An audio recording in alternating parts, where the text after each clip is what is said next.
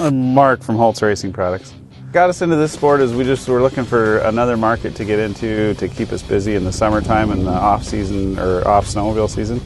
We got into the Polaris RZR stuff because we've worked on Polaris snow vehicles for the last 10 years and we like the RZR driven towards sport rather than utility, so we decided to go with it. Current parts that we're having production are skid plates, bumpers, a long travel suspension kit for the stock car with some clutch kits. We're working on a full line of engine performance parts right now as well. We're going to race the Best in the Desert Terriblestown 250 this weekend. This car is pretty much built from scratch. By the rules, you have to use certain parts of the Polaris frame, and we've got it cut down to just the bare minimums. All the modifications of the chassis, all the suspension parts, different seats, seat belts, has a fuel cell, all the safety equipment that's required by the rules. And then we've increased the power of the motor, changed the air intake. It's got GPS, radio, intercom. We've converted it to a two-wheel drive car, so we got rid of the front diff and front drive shafts, mostly for a little lighter weight and more reliability.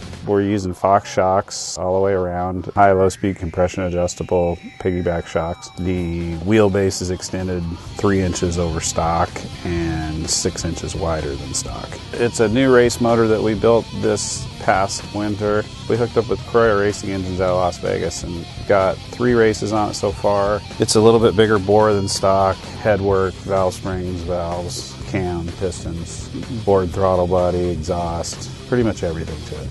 Right now we're about double what a stock motor is. Well, this is a fairly short race. It's one lap and it's like 72 miles, so I think the key is going to be no downtime and no pit stop.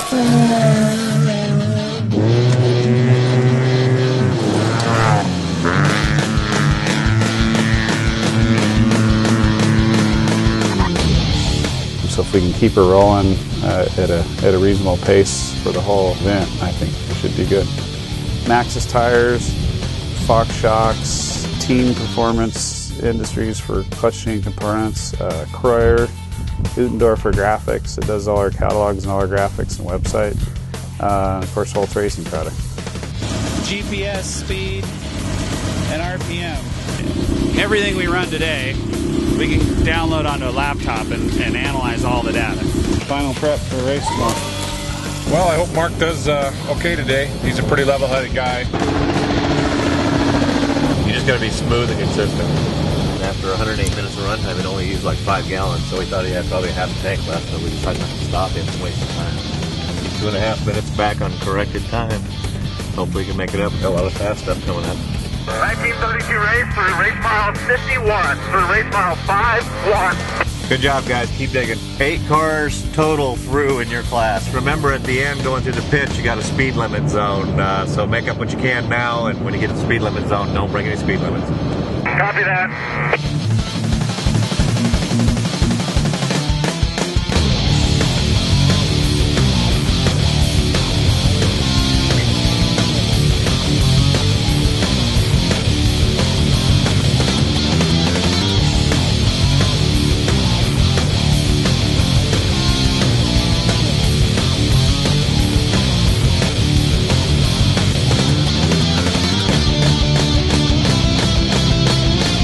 It was great.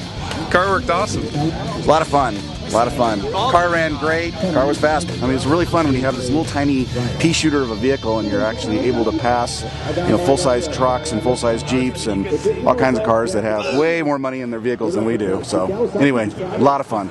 The worst part was the dust, though. Visibility. Couldn't see where you're going. You hit a bump and you're like, oh, there's a bump, because you couldn't see it coming.